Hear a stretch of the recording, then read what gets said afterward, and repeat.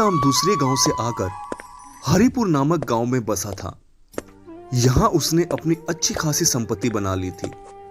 धनीराम का हरिपुर गांव में एक ही दुकान था।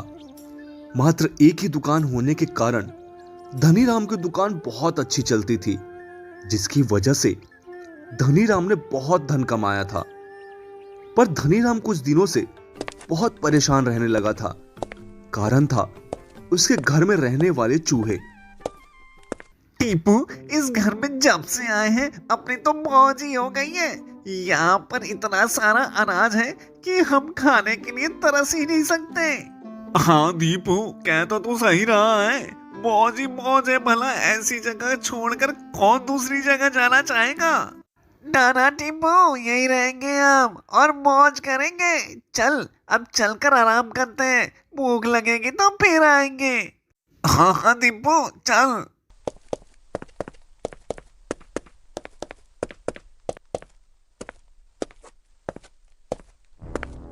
माया, अरे ओ माया। यही हूँ, कहीं भाग नहीं गई? क्या हुआ, क्यों चिल्ला रहे हो? माया, तेरे को मैं कल बोल कर गया था कि चूहे मारने वाली दवाई डाल देना। देख, आज फिर एक बोरी नुकसान कर दिया इन लोगों ने। कल रोज से ज्यादा दवाई डाली थी। अब ये चूहे ही अनोखे हैं जो दवाई खाकर भी नहीं मरते, तो मैं क्या करूं? अगर ऐसा ही चलता रहा तो वो दिन दूर नहीं जब हम सड़क पर आ जाएंगे, समझी? हाँ, बोल तो ऐसे रहे हो जैसे मैंने ही इन नमूनों को पाला है। कितनी बार कहा है एक दिन रुक कर भगा दो इन चूहों को, पर तुमको दुकान से फुर्सत कहाँ मिलती है। ठीक है, मैं ही कुछ करता हूँ इन नमूनों का। आज तो दुकान जा रहा हूँ, कल देखता हूँ इन नमूनों को।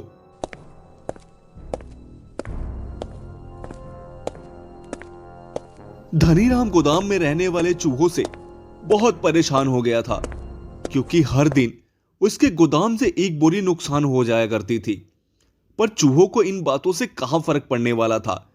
हर दिन वो एक नई बोरी काटकर धनीराम का नुकसान कर दिया करते थे, और धनीराम भी आजकल करते हुए दिन काटता रहा। एक दिन गांव का एक आदमी धनीराम के पास आकर कहता है, देखो धनीराम, तुम्हारी दुकान का सामान सब इसलिए लेते हैं क्योंकि तुम्हारा सामान बहुत अच्छा होता है। पर कुछ बारी से देख रहा हूं, जो भी सामान ले जाओ उसमें चूहे का मल मिलता है भाई। ऐसी गंदगी से सामान बेचोगे तो कह देता हूं, हम गांव वाले सामान लेना बंद कर देंगे और शहर से सामान लाने शुरू कर देंगे। कैसी बात करते हो दीनाराम भैया, मेरे सामान में चूहे का मल हो ही नहीं सकता। जरूर कोई गलतफहमी हुई है आपको। वो तो पता चल जाएगा जब गांव वाले सामान लेना बंद कर देंगे तो।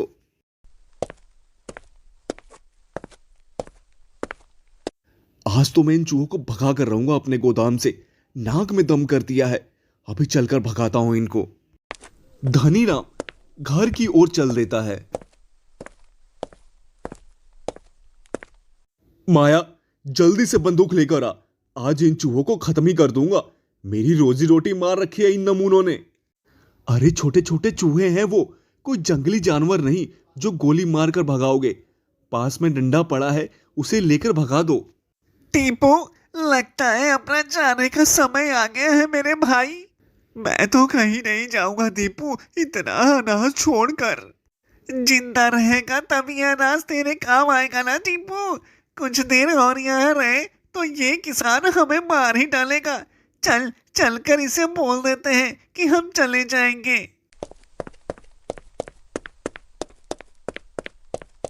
किसान भैया, आप परेशान ना हो, हम चले जाएंगे यहाँ से। माया, ये चूहे तो हम लोगों की तरह ही बोल रहे हैं। हाँ किसान भैया, हम इंसानों के बीच रहकर इंसानी भाषा सीख गए हैं। अगर आपको हमसे कष्ट है तो हम चले जाते हैं। तुम लोगों के यहाँ रहने से कष्ट ही कष्ट है मुझे। एक तो मेरा अनाज नुकसान करते हो, खाते हो और फिर उसी में मल कर देते हो। शर्म नहीं आती तुम लोगों को? किसान भैया, माना कि हम आपका अनाज खाते हैं, पर मल हम आपके अनाज में कभी नहीं करते। मुझे कुछ नहीं सुनना, समझे? चुपचाप दोनों यहां से निकल जाओ, नहीं तो मजबूरन मुझे मारना पड़ेगा तुम लोगों को। दीपू और टीपू दोनों चूहे घर से निकल जाते हैं और चलते चलते जंगल में पहुंच जाते हैं। कितना अच्छा था उस किसान के घर में, बड़े आराम से रह रहे थे हम लोग। अब इस जंगल में पता नहीं क्या क्या सामना करना पड़ेगा। चिंता मत कर टिप्पू, चिंता मत कर, जल्दी हमें फिर कोई दूसरा घर मिल जाएगा। अब धनीराम के घर से चूहे जा चुके थे। धनीराम खुश था कि अब उसका सामान खराब नहीं होगा और वो उसे आराम से बेचकर पैसा कमाएगा। करीब 1 महीना बीतने के बाद गांव के कुछ लोग धनीराम की दुकान पर आते हैं। आइए आइए, बताइए क्या लेना है आप सबको। लेना वहीना कुछ नहीं है धनीराम, मैंने कहा था ना कि तुम्हारे सामान में चूहों का मल आ रहा है, पर तुमने तो मेरी बातों को अनसुना कर दिया। अब हम सब गांव वालों ने फैसला लिया है कि हम तुम्हारी दुकान का सामान नहीं लेंगे। पर ऐसा कैसे हो सकता है? मेरे सामान में चूहों का मल कहां से आएगा? ना तो मेरी दुकान में चूहे हैं और ना ही मेरे गोदाम में। आप सब चाहो तो खुद ही चेक कर सकते हो। हमें नहीं करना चेक वेक, हम बस आज और अभी से तुम्हारी दुकान से सामान लेना बंद कर रहे हैं। अब चलो अपनी दुकान चलाओ खुद ही। अरे पर मेरी बात तो सुनिए आप लोग। भला ऐसे कैसे हो सकता है? मैंने उन चूहों को तो भगा दिया था, उसके बाद से चूहों का मल मेरे सामान में कैसे आ सकता है? ये देखना पड़ेगा, घर चलकर देखता हूं। धनीराम सोच में पड़ गया था कि आखिर अब चूहों का मल कहां से आ रहा है, जबकि धनीराम ने दोनों चूहों को भगा दिया था। माया, बड़ी अजीब बात है, मैंने दोनों चूहों को भगा दिया, फिर भी गांव वाले कह रहे हैं मेरे सामान में चूहों का मल आए। चूहों का मल? वो तो आपके सामान में जहां से लेकर आते हैं वहीं से आ रहा है, मैंने खुद देखा है अपनी आंखों से। पर ऐसा कैसे हो सकता है माया? जो चूहे बोरा नुकसान करते थे, मैं उसे उठाकर दुकान में ले जाया करता था बेचने के लिए, उसमें तो चूहों का मल नहीं दिखाई देता था, तो ऐसा कैसे हो सकता है फिर? ये बात तो मेरी भी समझ में नहीं आ रही कि ऐसा कैसे हो रहा है। माया, तुझे याद है ना, हमारे घर में जो चूहे थे वो बोलने वाले चूहे थे, उनसे ही पता चलेगा कि ये माजरा क्या है। हाँ, पर उनको भगा तो दिया आपने, अब कहाँ ढूंढोगे उनको? ढूंढने से तो भगवान भी मिल जाता है माया, वो तो बस 2 चूहे हैं, मिल ही जाएंगे। ठीक है, आप उन चूहों को ढूंढ लेना, पर अभी जंगल से आम की लकड़ियां ले आइए, कल पंडित जी को भी देना है, याद है या भूल गए? हाँ याद है, अभी जाकर ले आता हूं। धनीराम जंगल की ओर निकल जाता है।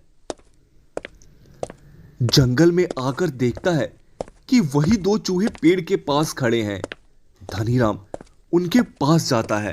अरे तुम दोनों तो वही हो ना जो मेरे घर में रहते थे? हाँ किसान भैया, पर आप यहाँ कैसे?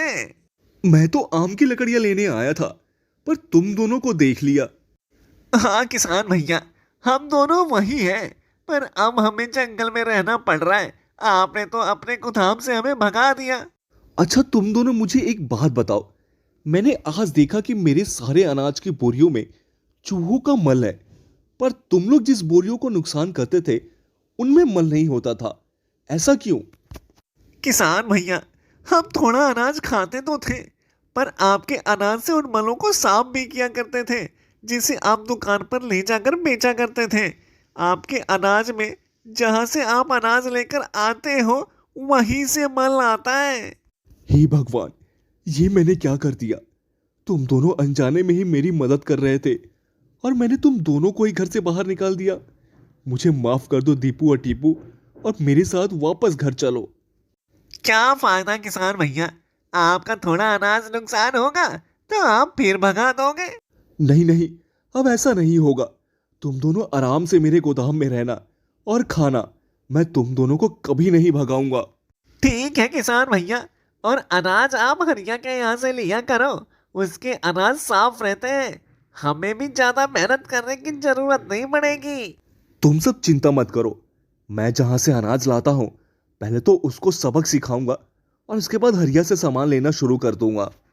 अब तुम दोनों मेरे साथ घर चलो। इसके बाद टीपू और दीपू दोनों धनीराम के गोदाम में रहने लगे और धनीराम जहां से सामान लेकर आता था उसको पुलिस के हवाले करवा दिया और हरिया के यहाँ से सामान लेने लगा।